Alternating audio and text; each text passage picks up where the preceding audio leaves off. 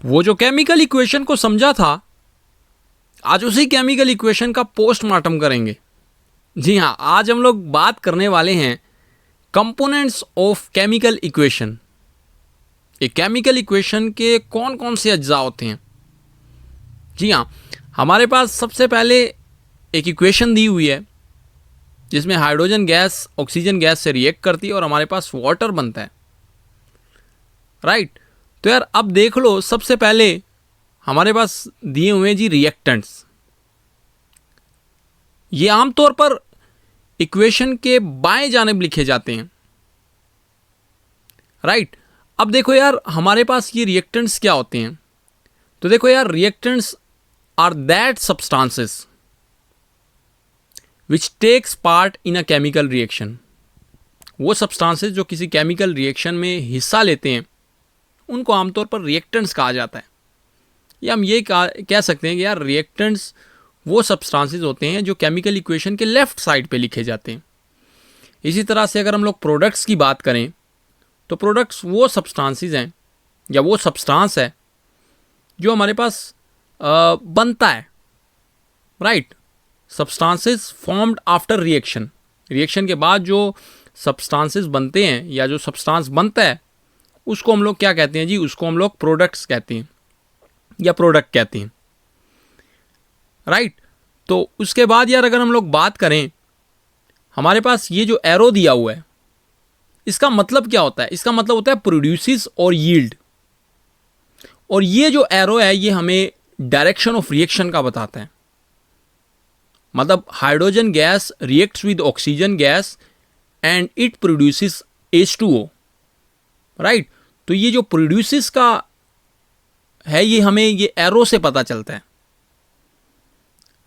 Right. चलिए, तो अब इसके बाद अगर हम लोग बात करें नेक्स्ट के, यार यहां पे जो प्लस साइन यूज किया गया है, इस प्लस साइन का मतलब है कि यार रिएक्ट्स विद और एंड। मतलब हम कह सकते हैं कि यार hydrogen gas and oxygen gas, तो हमें यहां पे प्लस लगाना पड़ेगा, राइट। तो ये प्लस जो है ये रिएक्ट्स विद या एंड को जाहिर करता है, ओके। सो उसके बाद अगर हम लोग बात करें, हमारे पास जो ये H2O है ये हमारे पास क्या है, ये केमिकल फार्मूला होता है। हम लोगों ने लास्ट लेक्चर में बात की थी कि यार representation of formula units of compound और symbols of elements is called chemical equation, right. उसके बाद यार अगर हम लोग देखें, ये जो नंबर लिखा जाता है ये एलिमेंट्स, ये एलिमेंट के साथ जो नंबर लिखा जाता है, इससे पहले जो नंबर आता है इसको हम लोग बोलते हैं कोफिशिएंट। यहाँ पे 2 कोफिशिएंट है, यहाँ पे आप देखोगे यहाँ पे 1 कोफिशिएंट है, यहाँ पे भी 1 कोफिशिएंट है, राइट। ये कोफिशिएंट होता क्या है यार, ये वो नंबर होता है, number written before formula, right. किसी फार्मूला से पहले जो नंबर लिखा जाता है उसको हम लोग क्या कहते हैं जी, उसको हम लोग कहते हैं कोफिशिएंट, राइट। अब यार देख लो, इसके बाद अगर हम लोग बात करें सबस्क्रिप्ट की, तो ये सबस्क्रिप्ट क्या होता है यार। सबस्क्रिप्ट ये होता है कि यार हमारे पास ये स्मॉल नंबर है written at lower right of a symbol, कि मतलब एक सिंबल है उसके लोअर राइट पे जो लिखा जाता है उसको हम लोग क्या कहते हैं, उसको हम लोग सबस्क्रिप्ट कहते हैं। एक बात याद रख लीजिएगा, हमारे पास जो कोफिशिएंट होता है ये हमारे पास शो करता है नंबर ऑफ मॉलिक्यूल्स को या नंबर ऑफ मोल्स को। यहाँ पे 2 है, इसका मतलब है कि यहाँ पे 2 मोल्स ऑफ हाइड्रोजन है और ये इस सब के साथ क्या हो रहा है, मल्टीप्लाई हो रहा है ये, राइट। ये या तो नंबर ऑफ मॉलिक्यूल्स को शो कर रहा है और या नंबर ऑफ मोल्स को शो कर रहा है। उसके बाद अगर हम लोग बात करें सबस्क्रिप्ट की, तो ये सबस्क्रिप्ट जो है ये हमारे पास क्या शो करता है, number of atoms of an element. Subscript क्या शो करता है, number of atoms of an element, right. Next अगर हम लोग बात करें तो हम लोग बात करेंगे स्टेट ऑफ अ सिस्टम की। जी हाँ, किसी एलिमेंट की या कंपाउंड की फिजिकल स्टेट क्या है, that is state of a system.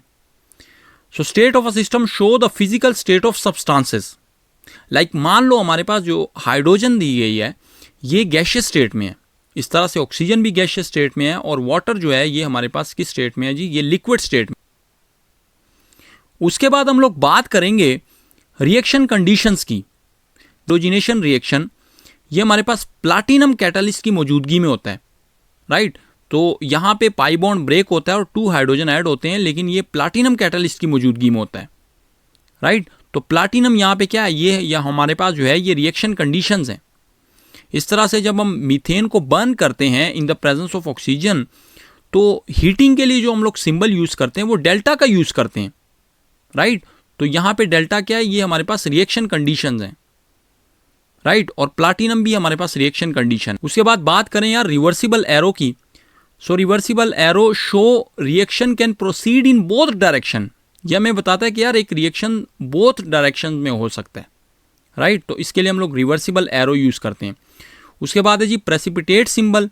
सो ये इंडिकेट करता है फॉर्मेशन ऑफ इनसॉल्युबल सब्सटेंस को, राइट। और इसका एरो जो है हम लोग डाउनवर्ड की तरफ करते हैं, राइट। जैसे हमारे पास सिल्वर नाइट्रेट NaCl के साथ रिएक्ट करता है तो हमारे पास AgCl के प्रेसिपिटेट बनते हैं। प्रेसिपिटेट क्या होता है, वो इनसॉल्युबल सब्सटेंस होता है जो कि हमारे पास किसी भी केमिकल रिएक्शन के दौरान बनता है, राइट। तो इसके लिए हम लोग डाउनवर्ड सिंबल यूज करते हैं। उसके बाद यार अगर हम लोग बात करें गैस एवोल्यूशन सिंबल, ये जो है इंडिकेट्स करता है रिलीज ऑफ अ गैस, और इसका जो सिंबल होता है ये अपवर्ड होता है, क्योंकि गैस जो है वो अपवर्ड रिलीज होती है।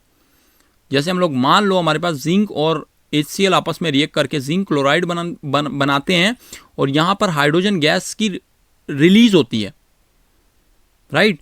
तो इसके लिए जो हम एरो लगाते हैं वो अपवर्ड लगाते हैं, ओके।